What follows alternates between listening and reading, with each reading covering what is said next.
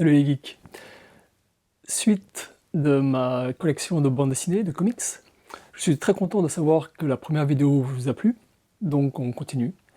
Vous pouvez voir, il y a un changement d'échelle. En fait là, je filme debout, parce que d'habitude je filme à genoux, mais je me suis acheté un trépied, donc voilà, je suis plus grand, plus beau, ça je ne sais pas. Ouais, donc on continue les vidéos des collections. C'est toujours fait à l'arrache, c'est toujours fait sans script ni rien du tout, donc je vais me diverger. Et diverge, c'est énorme, comme disait Pierre Desproges. Et j'espère que la suite vous plaira autant que la première vidéo. Et au fait, ma voix là, c'est parce que je suis enrhumé, toujours. J'ai pas filmé la semaine dernière, ça va un petit peu mieux, mais c'est pas encore réglé. En tout cas, j'espère que je suis compréhensible. On continue.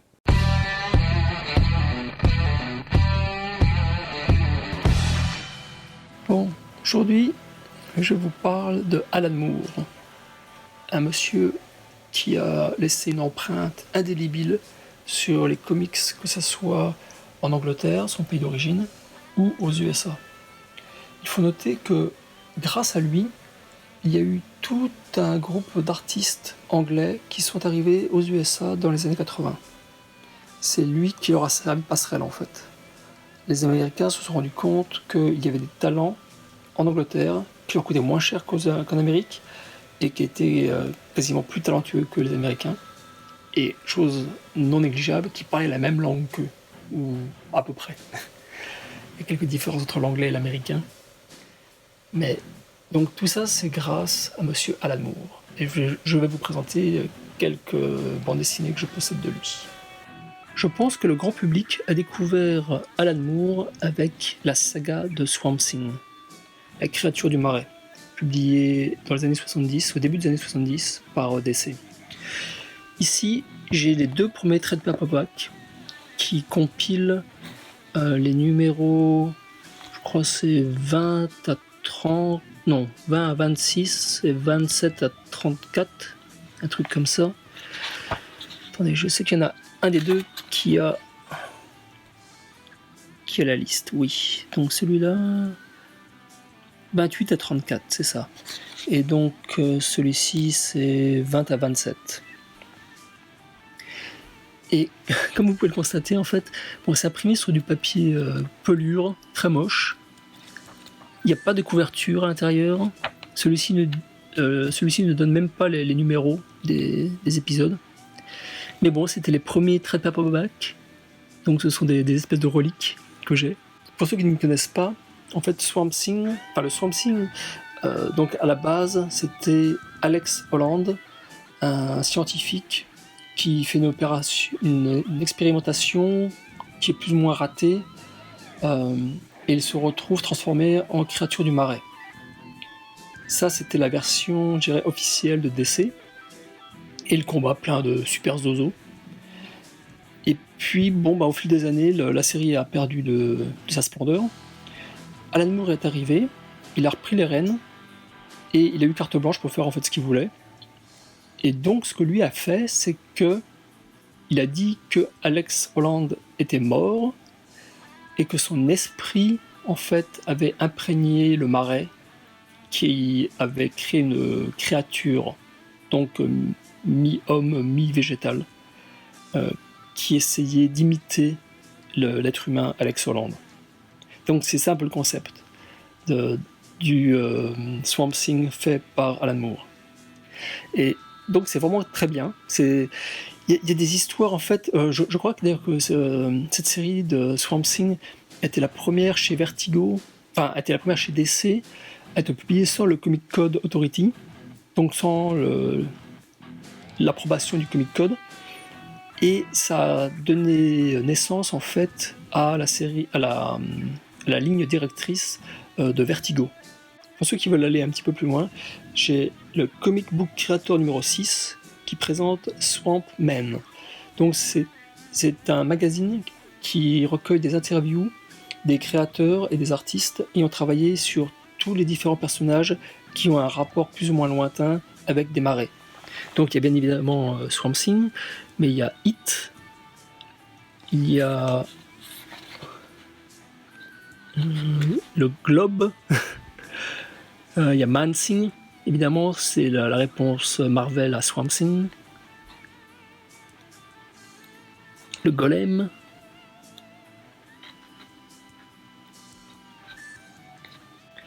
il y a une historique donc, de ces créatures, et c'est rempli d'illustrations, de croquis, de crayonnés, et bien évidemment d'interviews, donc des différents personnages des différents artistes ayant travaillé sur ces différents personnages. Alan Moore. Donc pour tous les fans de créatures glougloutantes qui font du bruit au fond des marais, je vous conseille ce magazine qui est une mine d'informations et de détails. Bien évidemment, avant Swamp Thing, il y a eu Miracle Man et V pour Vendetta. Alors je ne suis pas sûr de quelle série, laquelle de ces deux séries a été celle qui a influencé donc les éditeurs américains de DC à inviter Alan Moore pour qu'il travaille sur Swamp Thing. Mais elles sont toutes les deux excellentes et exceptionnelles. Je vais commencer avec V pour Vendetta, que j'ai encore dans son édition française. C'était Zenda à l'époque, qui avait publié 6 albums. Donc je les ai tous. C'était la fin des années 80. Ils avaient publié la même année, je crois, V pour Vendetta, les Watchmen et Give Me Liberty de Frank Miller, dont je vous parlerai dans une prochaine vidéo, bien évidemment. Ce qui est assez exceptionnel avec ces albums, c'est que Zenda donc, avait fait une édition franco-belge, on va dire, de V pour Vendetta. Donc c'est un très bel album cartonné, papier presque glacé, une bonne traduction, c'est tellement rare, j'ai envie de dire. Et là, je viens de me faire insulter copieusement par tous les traducteurs, mais bon, c'est quand même relativement vrai. Ouais, ça date de 1989. Et je l'ai donc en version trade paperback, en VO. Il y a au moins une demi-douzaine, si c'est pas plus, d'éditions. Des éditions limitées, des éditions... J'ai vu une édition avec le masque de V. Vous avez les éditions cartonnées, éditions souples, etc. Donc V pour Vendetta, c'est très facile de trouver une version qui vous convient. Pour résumer, pour faire le pitch de l'histoire, ça se passe dans une Angleterre, enfin, ça se passe dans un monde hypothétique où il y a eu une troisième guerre mondiale atomique. L'Angleterre a été épargnée par les vents radioactifs, mais en même temps, le gouvernement anglais a fermé ses frontières pour éviter en fait de se faire infecter. L'Angleterre est devenue un pays totalitariste, et c'était bien évidemment une critique du gouvernement de Margaret Thatcher à l'époque. Ce qui veut dire que bon, il y a eu répression des homosexuels, répression de l'art, répression de quasiment toutes les libertés. Et il y a ce personnage, V, qui décide de chambouler tout ça. Et quand je dis chambouler, c'est un anarchiste. Et il décide de chambouler tout ce petit monde en détruisant les symboles du pouvoir. C'est absolument exceptionnel comme bande dessinée. C'est à lire de la même façon que Miracle Man et Watchmen sont à lire. V pour Vendetta fait partie de ces bandes dessinées qui ont fait passer le comics du monde de stupide illustré pour attardés mentaux dans le monde de la lecture. Il y a plusieurs niveaux de lecture dedans. Vous pouvez le lire juste pour son histoire, vous pouvez le lire pour son message politique, pour son message sexuel, pour son message de critique du gouvernement. Bon, c'est aussi la politique. Il y a plusieurs niveaux comme ça, et c'est vraiment ce qui fait tout l'intérêt, je dirais, de V pour Vendetta. Par contre, au niveau du dessin, bon, on aime ou on n'aime pas, c'est David Lloyd. Franchement, j'aime beaucoup son style. J'ai l'impression de voir un film de photographie, enfin un négatif de photographie qui a été surexposé. Et il y a quasiment la moitié de l'image qui manque à chaque fois, même si ça ne se voit pas tellement avec les couleurs. Mais j'adore ce style de dessin. Je trouve que ça convient parfaitement à l'univers très, très sombre, très négatif de cette bande dessinée. Et une chose aussi, c'est que V pour Vendetta c'était rendu célèbre par le film, malheureusement. Comme c'est souvent le cas avec Hollywood, le film n'a pas grand chose à voir avec la bande dessinée. Et bon, ça reprend le personnage de V, ça reprend le personnage de Eve, mais ça gomme tout, ça efface tout ce qui pourrait déranger. À la fin, dans la bande dessinée, les gens brûlent Londres. On peut dire ça comme ça, quoi. Ils se révoltent et décident de tout casser. Dans le film, c'était on est quand même tous frères et sœurs et on s'aime tous. C'est pas tout à fait la même chose. Eve, dans la bande dessinée, l'histoire commence, les premières pages commencent, elle se fait sauver par V parce qu'elle allait se prostituer afin de pouvoir manger, et elle allait se faire violer par des gens de la main. La main, c'est la police du gouvernement. Et V arrive et il les tue.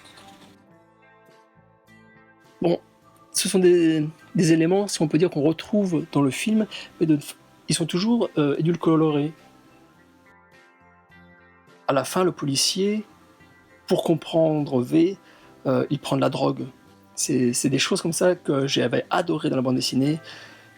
Et quelque part, je comprends qu'on n'ait pas forcément envie de voir un policier se droguer au cinéma, mais ils auraient pu trouver une autre façon qui puisse quand même être dérangeante sans l'être trop. Et ils n'ont pas osé le faire, ils n'ont pas osé le montrer. Et ils ont fait une espèce d'histoire d'amour complètement stupide entre V et Eve. Il y a une espèce de romance dans la bande dessinée, mais ça reste très réaliste. Alors que dans le film, c'est vraiment une stupidité hollywoodienne. Enfin bref.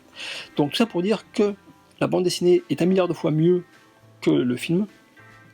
Donc si vous avez aimé le film, vous risquez d'adorer la bande dessinée.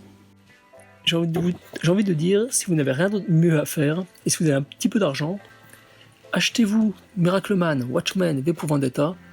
Vous avez de la lecture pour plusieurs semaines, plusieurs mois. Il y a tout le temps des niveaux de lecture différents, ce qui fait qu'on peut lire le comics pour sa valeur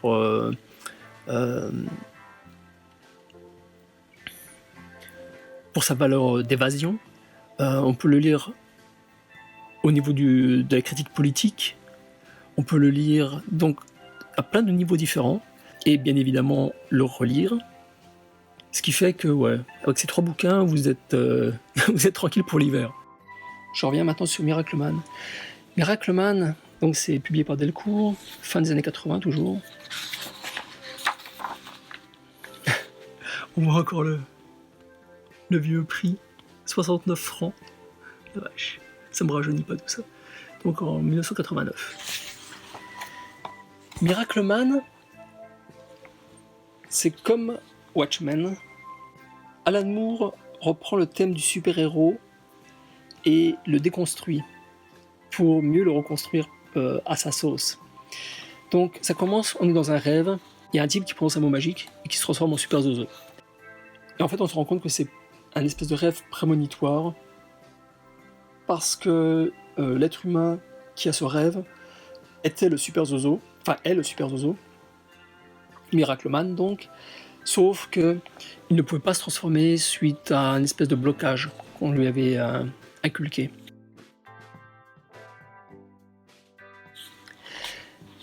Et enfin, j'avais trouvé que c'était excellent dans le sens où c'était une version très réaliste. Qu'est-ce qu'on ferait si on avait des super pouvoirs pour de vrai? Pas si on jouait à être Superman, mais si on était vraiment Superman dans notre monde actuel, qu'est-ce qui se passerait? Et de ce point de vue-là, j'avais trouvé que c'était absolument génial. De plus, l'histoire se termine. Bon, il y a une espèce de mini cliffhanger à la fin. On sent qu'il y a une suite qui pourrait être possible, mais ça peut être une fin ouverte. En tout cas, je l'avais compris comme ça. Je ne savais pas que en fait cet album rassemblait le premier arc du Miracle Man et qu'il y en a eu 3 ou 4 en plus. Et je les ai lus et franchement, c'est moins bon. Parce que ça devient quand même une histoire de super zozo à la Superman, quoi. Batman ou ce que vous voulez. Alors que ce premier arc, quelque part, se moque du genre super-héroïque. Et j'avais beaucoup aimé ça à l'époque. Ce que je ne savais pas non plus, c'est que le personnage de Miracle Man est un personnage qui fait partie du folklore britannique. Et donc il existe vraiment. Au début,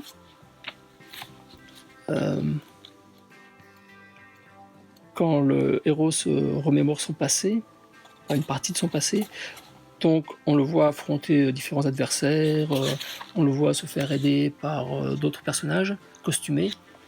Et je pensais que tout ça c'était inventé par Alan Moore, alors qu'en fait, non, c'était les vraies aventures du personnage dans les années 50-60. Donc il a mélangé les vraies aventures du personnage avec son histoire à lui, afin de lui donner une espèce de base historique. Et je ne connaissais pas cette base historique, mais ça fonctionne quand même très bien. Donc Miracle Man, c'est un peu une mise en bouche pour Watchmen. Watchmen, je n'ai plus l'édition Zenda. Je l'ai conservé pendant des années et je m'en suis débarrassé récemment en fait. Ça prenait de la place pour rien. On va dire ça comme ça. Là, j'ai un trade paperback souple. Watchmen, c'est une bible. C'est la bible de tout ce qu'il faut faire ou ne pas faire si vous aimez les super-héros. Pour ceux qui ne connaissent pas, Watchmen, l'histoire, on est dans un monde alternatif. Il y a un vrai super-héros qui a été créé par l'être humain, qui s'appelle le Dr Manhattan, qui a aidé à gagner la guerre du Vietnam.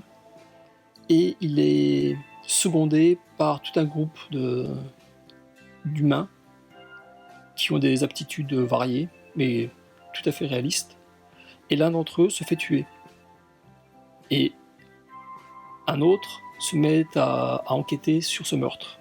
Et donc on suit, pendant 12 numéros, l'enquête, qui nous fait découvrir les facettes cachées du monde de Watchmen, enfin des Watchmen, leur univers, leurs relations. Comme vous pouvez le constater, quasiment toutes les pages sont dessinées par Dave Gibbons dans un format de 9 cases, quasiment toutes. Il y a quelques rares exceptions, bien sûr. Et ça pourrait paraître un manque d'imagination, ça pourrait paraître terne, mais c'est monstrueux tellement c'est bien fait. Ça vous prend par la main, c'est une histoire qui vous prend par la main et qui ne vous lâche plus. Même une fois que vous avez fini le livre, vous avez tellement de choses à prendre en compte, à réfléchir, à regarder. Il y a tellement de niveaux de lecture, c'est un cours magistral. Un cours pour tout ce que vous pouvez faire, tout ce que vous devez faire quand vous écrivez une bande dessinée de super-héros. C'est comme ça que je résumerai Watchmen. C'est absolument exceptionnel comme bande dessinée. Là par contre, j'ai bien aimé le film. Il y a beaucoup de gens qui ne l'ont pas aimé, je ne sais toujours pas pourquoi. Il reste très fidèle à la bande dessinée, sauf la fin, évidemment. J'ai envie de dire, comme d'habitude, il faut que Hollywood gâche tout.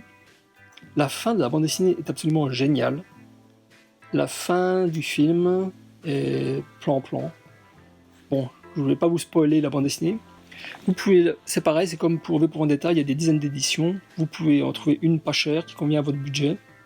Et je vous conseille vraiment, vraiment, si vous aimez les bandes dessinées de super-héros sur les super-héros, faites-vous plaisir, achetez Watchmen. On passe maintenant à top 10, top 10. J'avais été un petit peu déçu quand j'ai acheté ces deux trade paperback. En fait, j'ai acheté juste les deux premiers. Je sais pas combien d'épisodes contient la série parce que je me suis arrêté là. C'est dessiné par Gene Hay.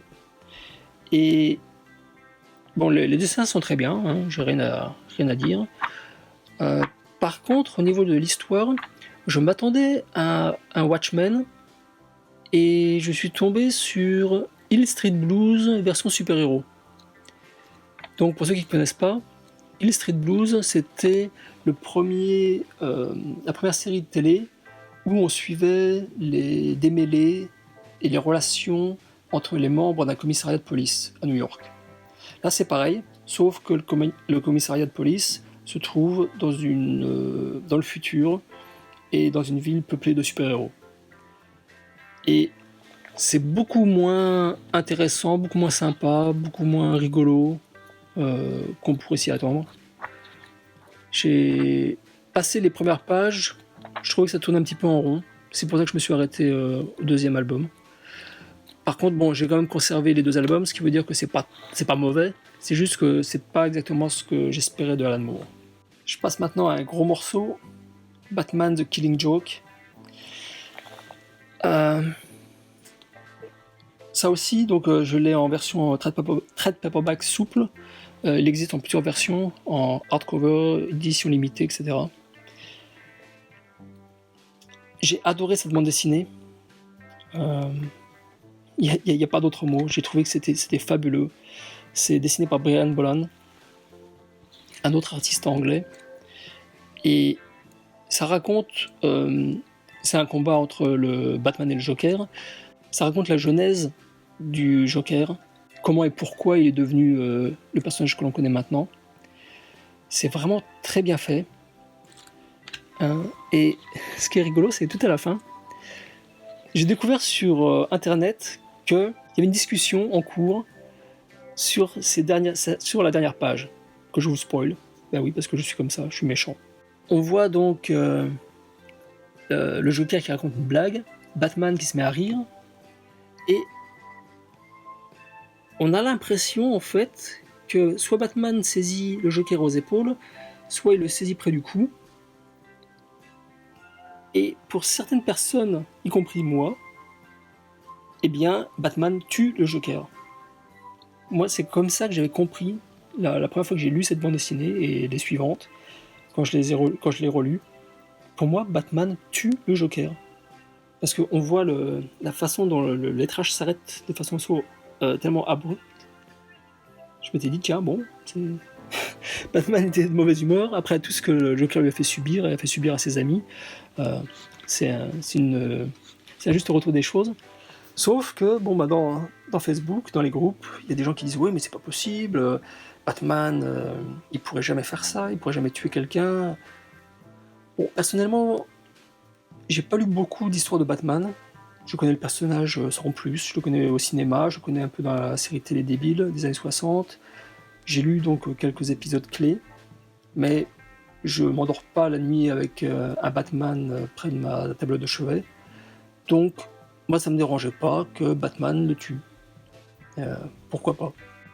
Alors maintenant, voici le gros morceau concernant Alan Moore et son travail sur Lovecraft.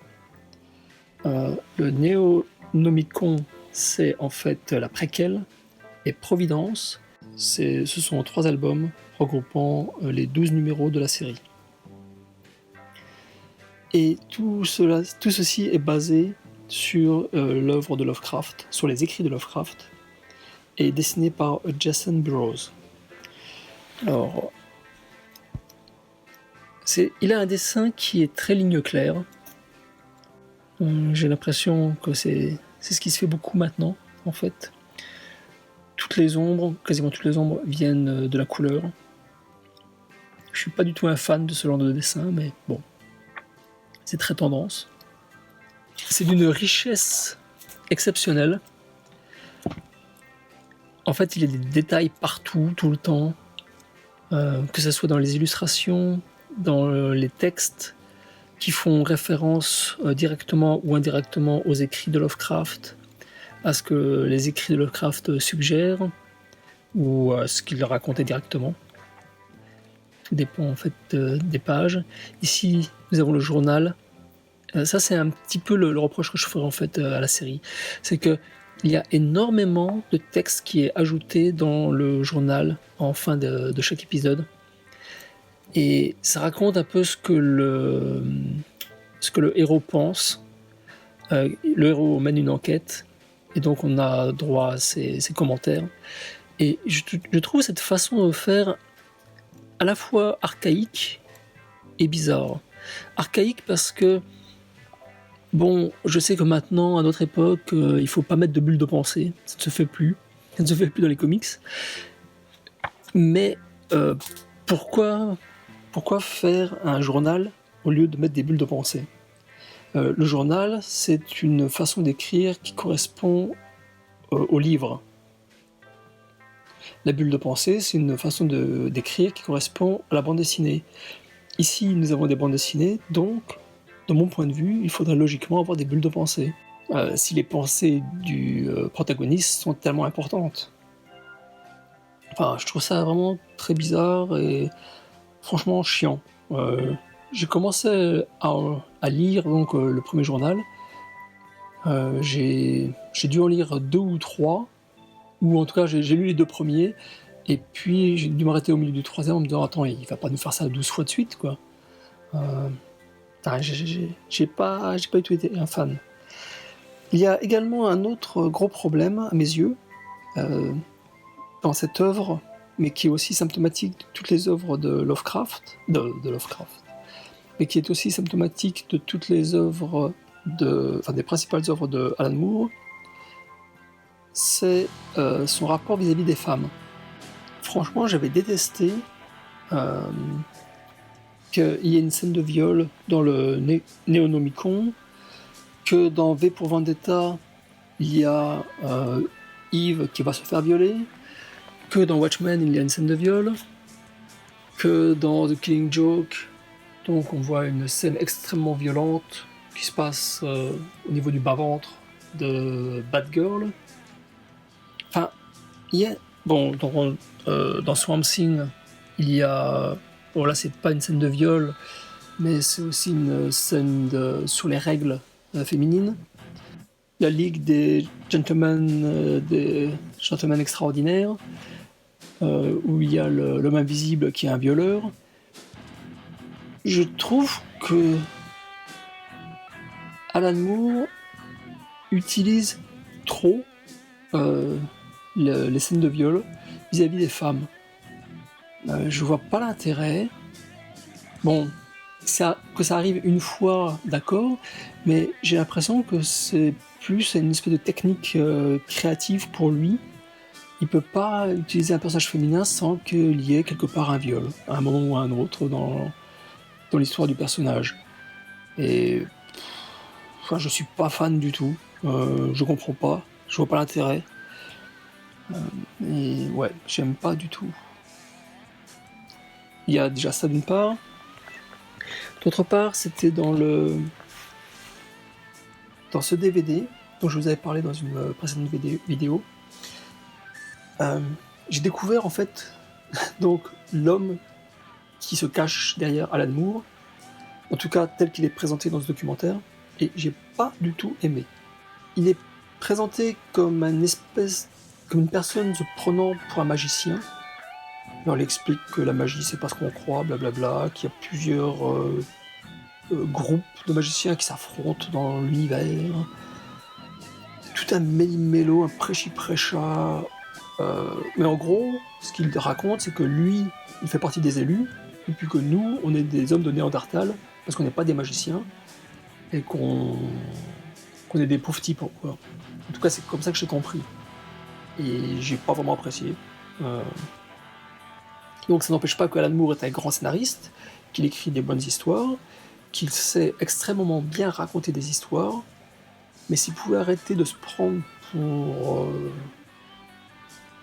Dieu le Père, et puis s'il pouvait arrêter avec ces histoires de viol, ça m'arrangerait quand même nettement mieux. Donc voilà ma conclusion sur Alan Moore. Un très bon scénariste, un excellent scénariste, mais un homme que je n'apprécie pas beaucoup. Le trou derrière la bibliothèque, c'est ce que je viens de vous montrer. Donc, comme vous pouvez le constater, je vous ai montré les Barry Windsor Smith. Donc ensuite, la suite des auteurs anglais. Et ce qu'il y a au-dessus, là, c'est Mike Mignola et Paul Chadwick, que je vous présenterai dans une prochaine vidéo. Merci pour avoir pris le temps de regarder cette vidéo. Merci pour vos encouragements. Et puis, si vous avez des questions, des commentaires, comme d'habitude, hein, vous savez ce qu'il faut faire. Partagez la vidéo, retrouvez-moi sur les réseaux sociaux, Instagram, Twitter, Facebook. Bonne lecture, à très bientôt dans une prochaine vidéo. Ciao ciao!